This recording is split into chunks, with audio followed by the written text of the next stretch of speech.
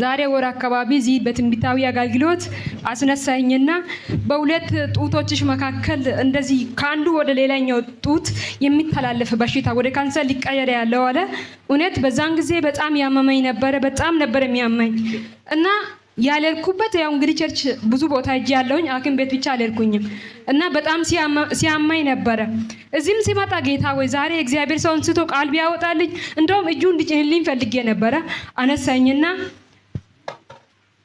ተፈውሰሻል አለኝ። ተፈተሻል፣ በቃ ካሁን በኋላ ካንቺ ተቋረጠ አለኝ። ተቋረጠ ስል በጣም ያመመኝ ነበር። ፈውስሽን በእጅሽ አስቀምጫለሁ አለኝ። በሁለት ጡቶቼ ላይ እጄን ጫንኩት። አሜን ብዬ ተቀብዬ ሄድኩኝ። ሰኞ ለታ በቃ አለቀ። ያው እስከዛሬ አሞኝ አያውቅም እና ብዙ ጊዜ እዚህ መጥቼ ለምስክርነት እቆማለሁ እያልኩኝ በፍራቻ ነበር ወደዚህ እንትን ያልኩት። ዛሬ ሳምንት ህልም አየሁኝ። ከዚህ ከሄድኩኝ በኋላ ሳይ እኩል ሌሊት ላይ አንድ ሁላችን የምናውቀው ሚዲያ ላይ የሚያገለግል ሰው ነው፣ ሐዋርያው ነውና እንዲህ አለ መጥቶ ሂጂና ለእግዚአብሔር ሰው ለአቤ ሂጂና እንዲህ በይ፣ እግዚአብሔር ካንተ ጋር ነው ያለው፣ አትፍራ በይና ንገሪው አለኝ። ከዛ እንዴ ምን አይነት ህልም ነው ማየው ብዬ ደንግጬ ተነሳውኝና በኢየሱስም እሱ ከሱ ጋር እግዚአብሔር እንዳለ አምናለሁ፣ እሱም ደግሞ ያውቃል እንዴ ምንድነው ብዬ ታኘሁኝ። ከዛ በኋላ ተመልሶ መጣና ሲሪየስ ሆኖ መጣና አንቺ ሊሰምተሽኛል፣ ሂጂና ለእግዚአብሔር ሰው ከአቤ ጋር እግዚአብሔር አለ አያለ፣ እግዚአብሔር ሰው እግዚአብሔር አለ ካንተ ጋር፣ አትፍራ በይና ንገሪ አለኝ። ከዛ በኋላ ፈራሁኝ። ዛሬ እንግዲህ በጥንካሬ በፊታችሁ ልቆም ችያለሁ።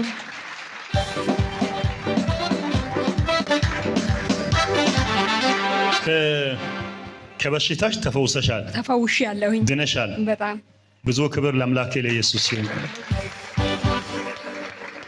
ያ ብቻ ሳይሆን እሷ ለኔም የው መልእክት አምጥታልኛለች። ምንድነው ያለው ያ ግለሰብ? አትፍራ በዩ፣ እግዚአብሔር ካንተ አንተ አያል ሰው እግዚአብሔር ካንተ ጋር ነው ያለው፣ አትፍራ በይና ደጋግሞ ነው የመጣው። ምንጭም ብቻ ነው የተናገረው። ከዛ ሄደ።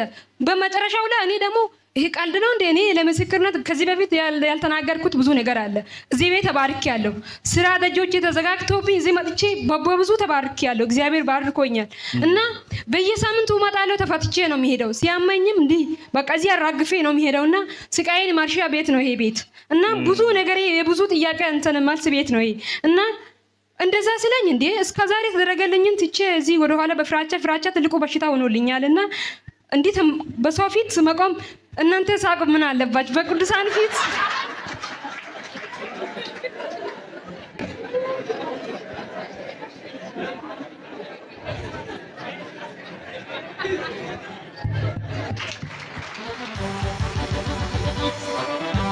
መልእክቱን ተቀብያለሁ። እየሰበኩ ራሱ እየነካኝ በጣም እየነካኝ ነበር። የራሴ እንደሆነ ይታወቀኛል። በጣም እየባረከኝ ነበርና ወስጃለሁ። የራሴ ነው። ጌታ ኢየሱስ ዘመንሽን ይባርክ፣ ለምልምልኝ፣ ፈውስሽን አጸናው። አሜን። 3 ዓመት ምናምን የተዘጋ ቀፎ ነበር ሞባይል ታች ለሰው ነበር።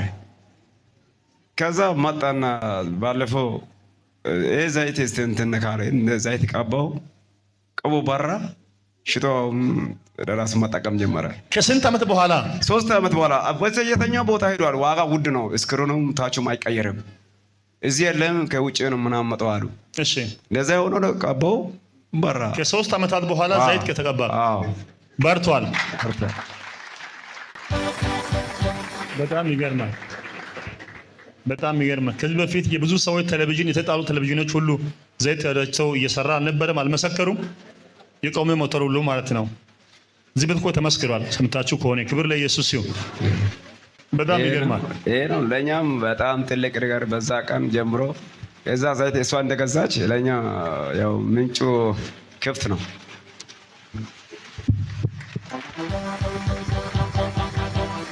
ምንጩ ተከፈተልኝ።